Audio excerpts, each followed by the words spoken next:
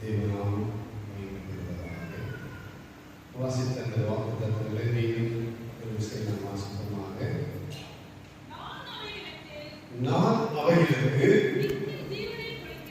நித்திய ஜீவனை கொடுக்கிறேன், அவைகள் ஒரு நாளும் கெட்டுப் போவதில்லை, ஒருவனும் அவைகளின் கையில் இருந்து பறித்துக் கொள்வதும் இல்லை என்று சொல்லப்பட்டிருக்கு. பிரியமானவர்களே, ஆண்டவர் இன்றைக்கு நமக்காய் கொடுக்கப்படுகிற இந்த வாக்குத்தத்தமானது ஒருவனும் ஆண்டவரின் கரையிலிருந்து நம்ம என்ன பண்ண முடியாது, பறித்துக் கொள்ளவே முடியாது.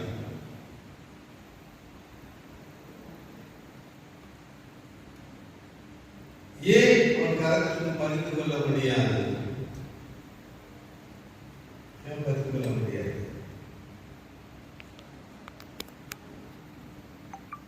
எதுவே கேட்டாலும் நல்லா தெரியுங்க.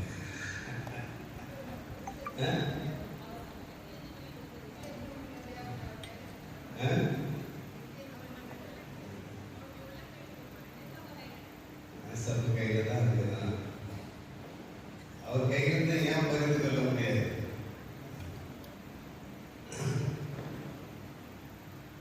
சிலருக்கு தெரிஞ்சாலும் சொல்ல பயம்.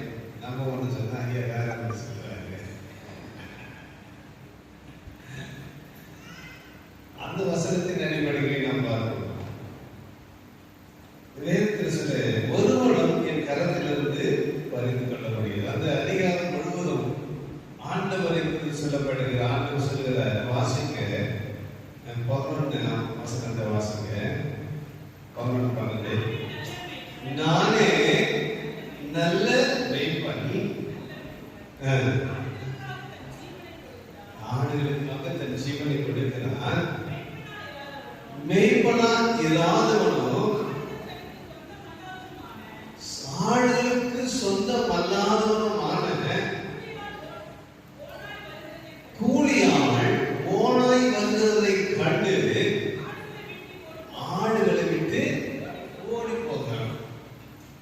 இதுதான் முக்கியமான ஏன் அவர் கரத்தில் இருந்து நாம் பகிர்ந்து கொள்ள முடியாது? அவர் நல்ல மேய்ப்பன். அது மாத்திரமல்ல, அந்த மேய்ப்பனுக்கு நாம் எல்லாம் ஆடுகளாகி நாம் எல்லாம் சொந்தக்காரர். ஆமென். நம்ம மேய்க்கிறவருக்கு நாம் எல்லாம் சொந்தக்காரர். அவருடைய ஆடுகள். ஆண்டவராய் கர்த்தர் நம்ம மேய்க்கிற கூலிக்காரன் அல்ல. அது நாம் புரிஞ்சுக்கணும். நம்ம மேய்க்கிற கூலிக்காரன் அல்ல, அவர் நம்முடைய எஜமான், நம்முடைய முதலாளி. அப்ப முதலாளி தன் ஆடை ஒரு நாளும் விட மாட்டான். இங்க சொல்லப்பட்டிருக்கிறது, ஆட்டுக்கு ஒப்பிட்டு மனுஷனின் ஆட்டுக்கு ஒப்பிட்டு சொல்லுகிறது நாம் பார்க்கிறோம். அந்த நாட்களை பார்க்கும் போதெல்லாம் அந்த ஆடு மாடெல்லாம் எங்க இருப்பாங்க, வனாந்தரமான ஒரு இடத்துல தான் இருப்பாங்க. நம்ம சின்ன வயசுல இருக்கும்போதுதான் நம்ம ஏரியா ஆடு மாடெல்லாம் மேய்க்கும் இல்லையா? இப்ப ஆடு மாடெல்லாம் சிட்டிக்குள்ள வளர்க்க கூடாது, ரோட்ல விடக்கூடாதுன்னு அரசாங்கமே தடை விதிச்சிருச்சு.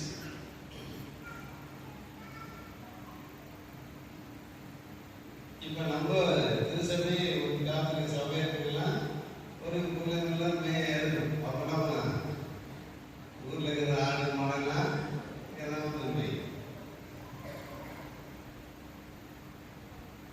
ஏன் நிறைய நேரத்தில் நாட்களில் நான் மாடு பார்த்தேன். கவர்மெண்ட் மாநில மாடு இதுக்குள்ள வந்துடும்.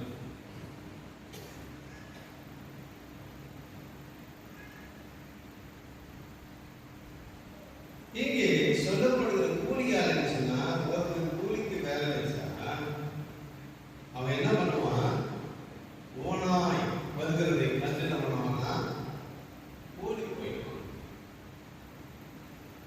ஏன்னா தன்னை காப்பாற்றிக் கொள்ளணும். அந்த ஆள் எங்கன்னா கேட்டு போட்டு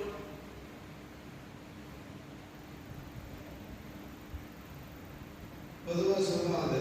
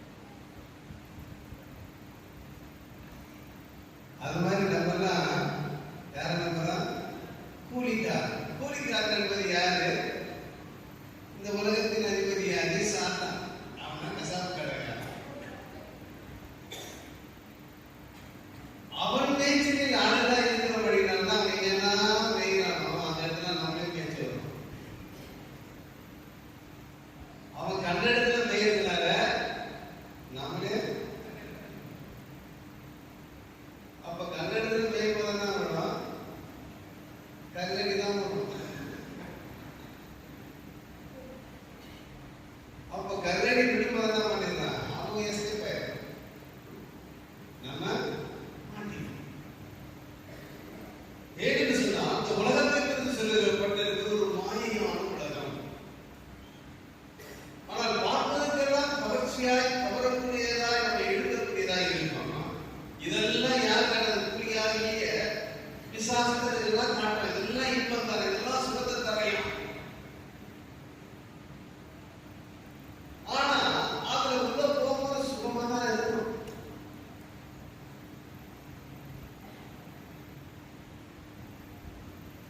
சொல்லுவாங்கல்ல ஒரு பழமொழி கூட, இந்த வாங்கின பஸ் எல்லாம் நிறைய பேர் ஈஸியா கிடைப்பாங்க. கஷ்டப்படுற உட்பட்ட மனுஷன்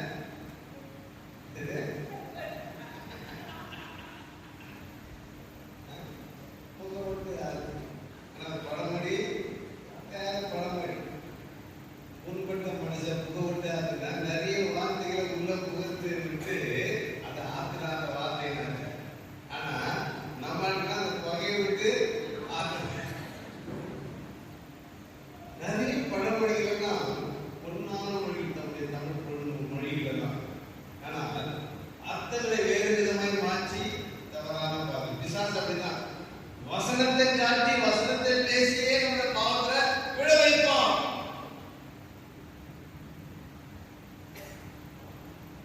அதை குறித்து தாவீது எழுதுகிறதை பார்க்கிறோம். சங்கீத புஸ்தகம் 23ஆம் அதிகாரம் 4ஆம் வசனத்துல சொல்றாரு பாருங்க, வாசிங்க. நான் மரணத்தில் பள்ளத்தாக்கில் நடந்தாலும் பொல்லாப்புக்கு பயப்படேன் என்று சொல்கிறார். பிரியமானவர்களே, அப்போ ஆடுகளை மேய்த்துக் கொண்டு இருக்கிற ஒரு அனுபவம் இருக்கிறது. நல்ல மேய்ப்பன் தன் ஆடுகளுக்காக ஜீவனை கொடுக்கிறான். நல்ல மேய்ப்பன் எப்படிப்பட்டவனாக இருக்கிறான்? அந்த ஆடுகளுக்கு எஜமானனாக இருக்கிறான். கூலி ஆட்கள் எப்படிப்பட்டவனாக இருக்கிறான்? ஓனாய் வருவது விட்டு ஓடுகிறவனாக இருக்கிறான். அப்போ ஓனான் என்பது என்ன? நம்முடைய வாழ்க்கையில வருகிற மரண இருள்.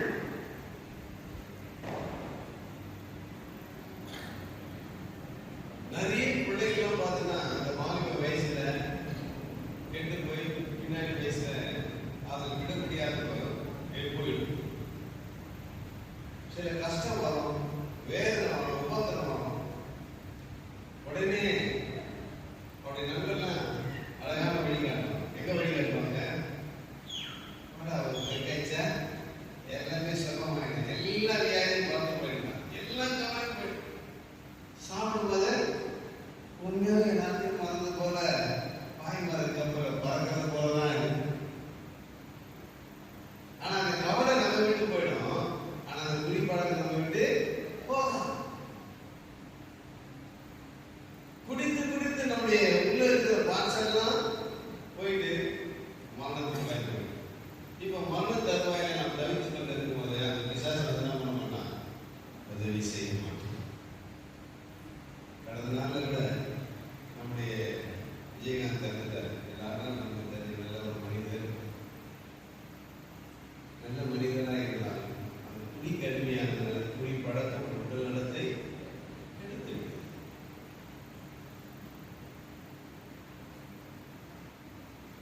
நல்லவனா கெட்டவனா எனக்கு முக்கியம் இல்லை. அந்த பழக்கம் மனிதனுடைய உயிரியை கொடுக்கிற அளவுக்கு மாறி. இப்படிதான் நம்முடைய வாழ்க்கையில நம்முடைய சந்தோஷத்தை கொடுக்கிறது போல, இன்பமான காட்சியை காண்பிக்கிறது போல போகும். ஆனா உள்ள போயிட்டா நம்முடைய வாழ்க்கையில பிரச்சனை வந்துடும், துன்பம் வந்துடும், பாடல் வரும். அந்த வர நேரத்துல தான் அவன் அழகா பயன்படுவான். நம்மளை மாற்றி போக வேண்டிய வேலை தான் விசாசனை வேலை. கர்த்தர் அப்படிப்பட்டவர் அல்ல. ஹல்லேலூயா. வேதம் சொல்லுகிறவர் நல்ல மேய்ப்பன். தாவீது அழகாக எழுதுகிறான், மரணத்தில் பள்ளத்தாக்கில் நடந்தால் நான் பொல்லாப்புக்கு பயப்படேன். ஏன் அந்த வசனத்தை அவன் எழுதுகிறான்? அவன் அனுபவித்த வழியில் அந்த வசனத்தை அழகாக எழுதுகிறான். வாசிப்போம். 1 சாமுவேல் 17ஆம் அதிகாரம் 34 ஒரு சில வசனத்தை நாம் வாசிப்போம்.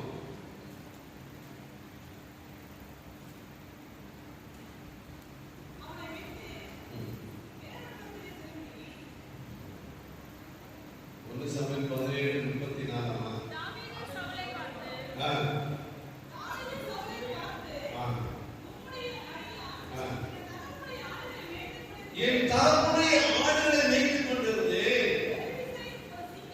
ஒரு விசை ஒரு சிங்கமும் ஒரு விசை ஒரு கரடியும் வந்தது. மந்தையில் இருக்கிற ஒரு ஆட்டை பிடித்துக் கொண்டது. நான் அதை தொடர்ந்து போய் அதை அடித்து அதன் வாய்க்கு நான் தப்பிவிட்டேன் என்று சொல்லுகிறான். ஒரு நிலையை சொல்லாமா?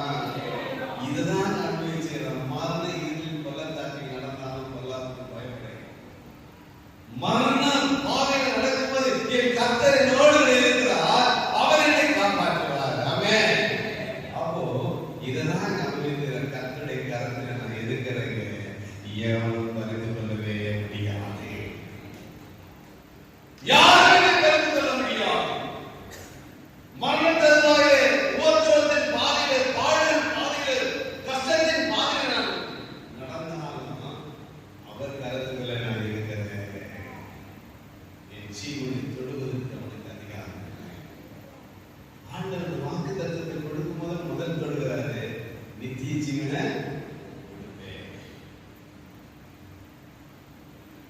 அவர் நம்முடைய ஜீவனை கொடுக்கிறவர். அதனால தான் உறுதியா சொல்கிறார், என் கரத்திலிருந்து ஒருவரும் பறித்து கொள்ள முடியாது. அதை அனுபவித்து நாம் மண்ணில் பள்ளத்தாக்கில் நடந்தாலும் நாம் பயப்பட. இப்போ அங்கே சொல்லப்பட்ட வசனத்துக்கும் இங்க கொஞ்சம் முரண்பாடு. அவர் கரத்துல இருக்கிறோம். அவர் கரத்துல இருக்கிறத சிங்கமும் கரடியும் கம்மி பண்ண முடியுமா? முடியாது. நிச்சயமா முடியாது. அப்ப இங்க கவிழ்த்து போயிடுச்சு. ஆனா நான் தொடர்ந்து போய் இதோன்னாரு அதை பிடிச்சு அதை வாங்கி தப்பிச்சிட்டேன். அப்ப எப்படி பிசாசு உலக பிசாசாக கர்ஜிக்கிற சிங்கத்தை போல எவனை விடுகிறான் என்று சுத்தித்து இருந்து கொண்டிருக்கிறான் நம்மை கவிக்கொள்கிறான். எப்படி கவிக்கொள்கிறான்? வாசிப்போம். யோவான் 10ஆம் அதிகாரம் 3-4 வசனத்தை வாசிப்போம்.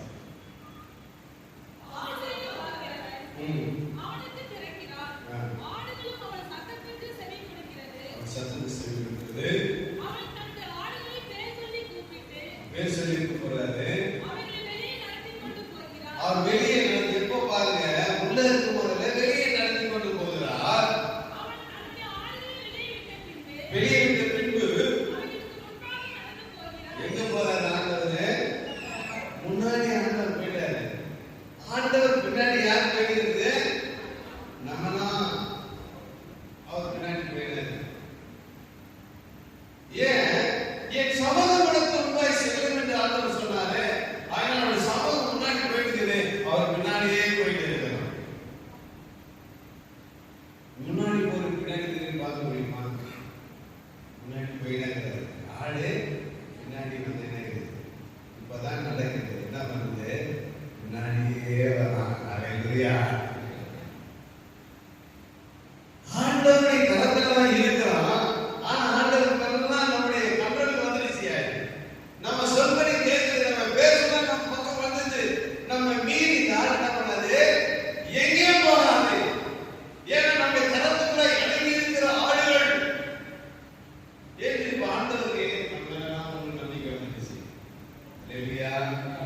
சத்தமா சொல்லுங்க. நம்பிக்கை இருக்குதா? ஆண்டவருக்கு இல்லையா? ஆண்டவர் விட்டு பின்வாங்க மாட்டேன்னு நம்பிக்கை இருந்தா ஆண்டவர் முன்னாடி போவாரு, நம்ம ஒரு பின்னாடி வருவோம். அல்லேலூயா. அவருக்கு பின்னாடி வந்துட்டே இருக்கிற நம்ம, ஆண்டவர் போறாரு, பின்னாடி நம்ம போறோம். பின்னாடி யார் வருது? பின்னாடி யார் வருது?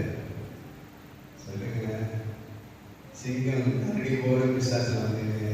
அல்லேலூயா.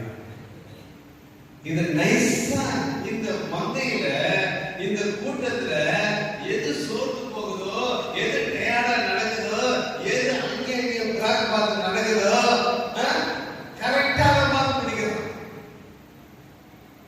அப்படின்னு என்ன அர்த்தம்? எது ஜெபிக்க விட்டுடுதோ, எது நேரம் நாசிக்காக போயிடுதோ, எது யாருக்கு வராது இருக்குதோ, அதை பார்த்து கரெக்டா கவிக்கிறோம்.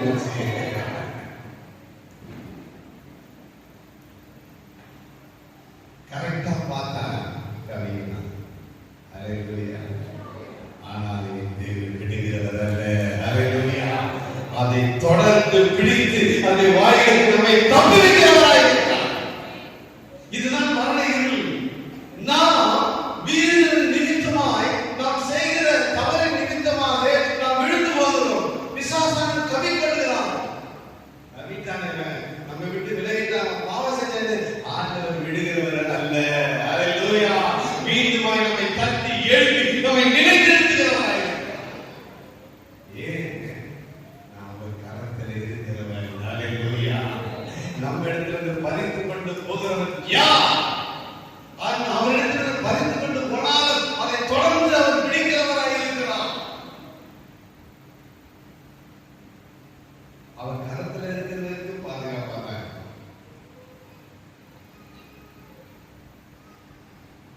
அதான் ஒரு பட்டிமன்றத்தில் ஒரு அம்மா முஸ்லீம் அம்மா பேசுவாங்க.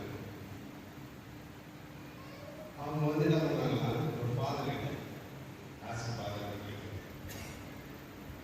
அந்த பணம் தான் இங்கே நான் போட்டு அந்த தோல்மையில இருக்குது அந்த ஆடு, அந்த ஆடாக இருக்கணும் அப்படின்னு அந்த ஃபாதர்கிட்ட போய் அந்த மாதிரி கேட்டாங்க. வேண்டாமா அந்த ஆடாமா அப்படின்னா, ஏன் ஃபாதர் சொல்றீங்க? அது எவ்வளவு கொடுத்து வச்ச ஆடு, ஆண்டவர் கையிலே இருக்குது, அது தோல்மையிலே கொண்டு அது மடியிலேயே படுத்து வச்சு இருக்கிறாரு. அப்படி இல்லைம்மா, அது கீழே விட்டு அங்கேயாவது போயிருந்தாரு, நான் பிடிச்சே வச்சுருக்கேன்.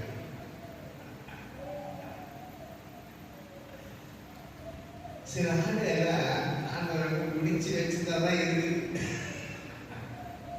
கொஞ்சம் விட்டுட்டா ஓடி போயிடுது. எப்படி தெரியுமா, குழந்தைங்க நடக்க ஆரம்பிச்சுச்சுன்னா துள்ளிக்கிட்டே இருக்கு. ரொம்ப நேரம் நம்ம தூக்க விடாது. நம்மள என்ன பண்ண ஏற்க விட சொல்லுவோம். ஏற்கட்டால குடு குடுன்னு ஓடும். இங்கே ஓடும் கூட கிராம தப்பு தப்பு விழுந்தாலும் ஏழு ஓடிக்கிறவன். அப்படிப்பட்ட குழந்தைகள்லாம் போனாங்க. கொஞ்சம் இந்த நெருக்கமான இடங்களில் போதெல்லாம் இறக்கி விட மாட்டேன். ஏன்னா அங்க சில இடத்துல சகதியா இருக்கும், சில இடத்துல பிள்ளைங்க மீண்டும் அடிபட்டு சொல்லி அது இருங்க இடித்து பண்ணுவாங்க. இல்லை நான் ஒரு மடியில் இருக்கிற ஆடா நான் நினைக்கிறேன். அடங்க ஆடா ஆண்டவரே இறுக்கி பிடிச்சிருக்க. அல்லேலூயா. நம்ம அப்படிப்பட்டவராய் அல்ல. ஆண்டவர் முன்னே நடந்தா அவர் பின்னையே நடக்கிற கூட்டமாய் நாம் மாறணும். அல்லேலூயா. அவர் முன்னாடி நம்ம அவரை பின்பற்றுவதாய் காணப்பட வேண்டும். நாம் மந்தையின் சேரா ஆடுகிறாய் அல்ல, மந்தையின் மேய்ப்பனாகிய நன்மைக்கு பின்னே செல்லுகிற ஆடுகளாய் நம்ம இருக்க வேண்டும்.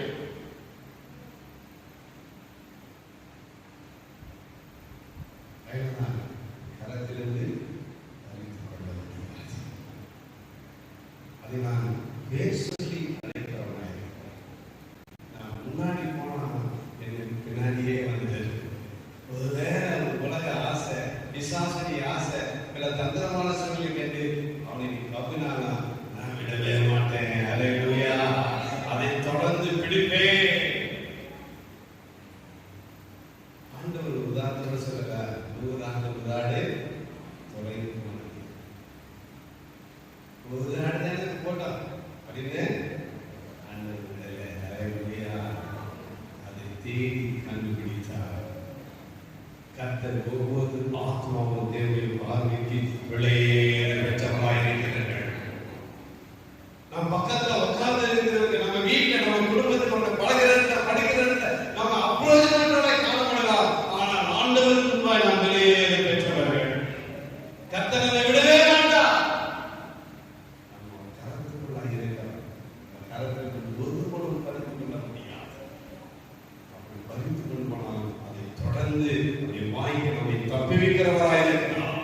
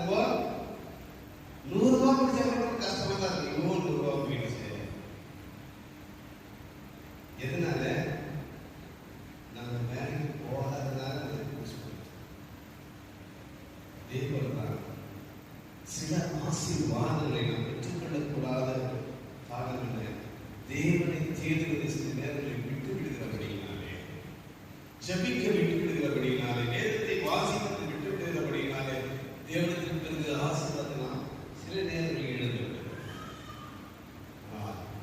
இந்த புதிய ஆண்டிலே நாம் கவனமாக இருப்போம். அல்லேலூயா. நேரத்தை எல்லாவற்றிலும் நாம் சரியாக நாம் பின்பற்றுவதாக சொல்லப்படுகிற ஏன் மரண இருக்கு ஆண்டவன் பின்பற்றிக் கொண்டு இருக்கும்போது உலகம் அப்படி சிதறிருக்கிற நேரத்திலே நம்மை கவனிக்கொள்கிறார். ஆனால் கர்த்தர் தாவீதுக்கு நம்மை தொடர்ந்து பிடிக்கிறவராக இருக்கிறார். அடுத்ததாக ஆண்டவன் சொல்கிறார், வாசிங்க யோவான் 10ஆம் அதிகாரத்துல 9வது வசனத்தை நாம் வாசிப்போம்.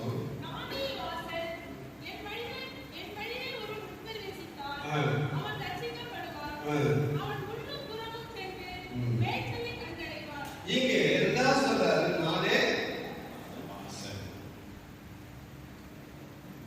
அப்போ ஆண்டவருடைய வாசலா இருக்கிறார். அப்போ உள்ள வந்தா யாருடைய உத்தரவோட வரணும்? யார் உத்தரவுங்க?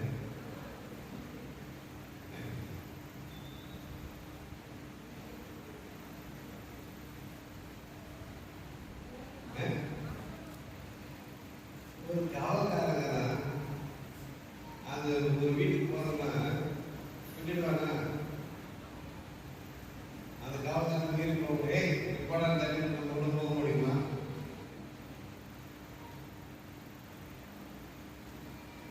உள்ள வருவதற்கு யார் உத்தரவு கொடுக்கணும்? எஜமான் உத்தரவு கொடுத்தா செக்யூரிட்டி என்ன பண்ணுவாங்க? உள்ள விட்டுறாரு. இப்ப ஆண்டவர் சொல்றாரு, நானே வாசல். இப்ப என்னை எல்லாமும் ஒருவனும் உள்ள வர முடியாது.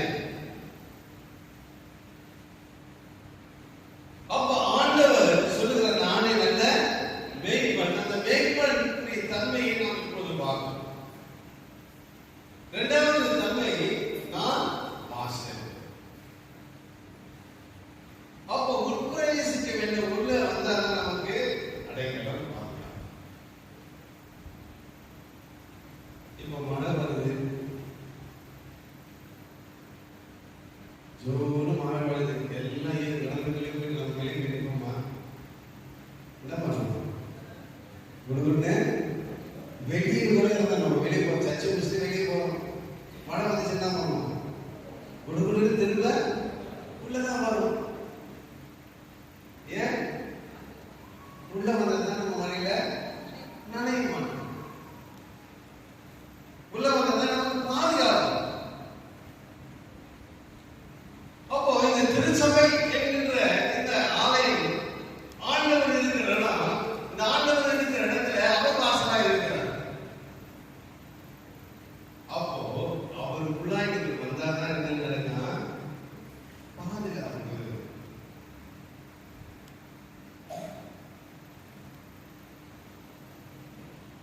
இப்போ நம்ம உங்களுக்கு என்னெல்லாம் புரிகிற மாதிரி சிம்பிளா சொல்லணும்னு சொன்னா, இப்போ நான் சில நேரத்தில் வெளியே போயிட்டு நான் பகுதியில் வரேன், சர்ச்சுக்குள்ள போகணும்னு நினைப்பேன். சர்ச்சுக்குள்ள வர முடியாது. ஏன் வர முடியாது? சுந்தரையா சர்ச்சை கொஞ்சம் தொடங்குங்க. ஏன் ஏன் அது போனாங்க? சொல்லுங்க. சாரியா இருக்குது. ஆமென். அப்போ அவர் சொன்னாங்க, நானே உள்ள வர முடியும். அவர் சொன்னதை உள்ளது வெளியும் போக முடியும். அவர் உத்தரவு இல்லாம யாரும் வர முடியாது.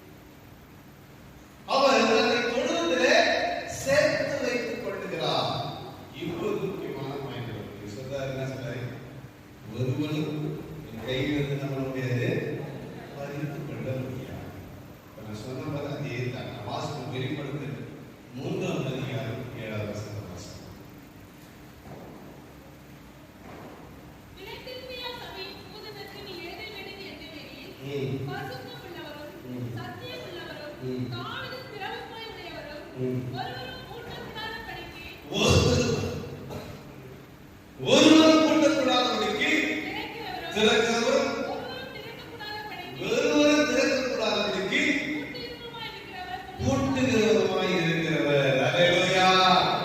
சத்தமாக அல்லேலூயா சொல்லுங்க. நல்லா தூங்குறது தெளிகிற மாதிரி ஒரு அல்லேலூயா சொல்லுங்க. நல்லா தூக்கமாகி ஆளுங்களே சொல்லுங்க.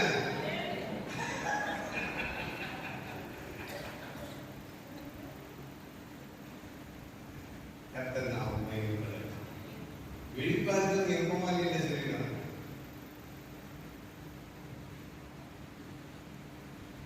ஆண்டவர் சொல்கிறார், அவர்தான் அவர் வாசலா இருக்கிறாரு. அந்த திறவுகள் யார் இருக்கிறது? ஆண்டவருடைய கரத்திலே இருக்கிறது. ஆகியனால பிரியமானவர்களே, இப்போ அந்த கரத்துல யார் இருக்குன்னா நாம இருக்கிறோம். ஆண்டவர் திறந்தாரு, நம்ம உள்ள விடுக்கிறாரு, மூடிட்டாரு. ஒருவனும் இந்த உலகத்தில் எந்த பிசாசு எந்த அதிபதி நம்மை மேற்கொள்ளவே முடியாது. அல்லேலூயா சொல்லுங்க. சத்தமா சொல்லுங்க. ஆமென்.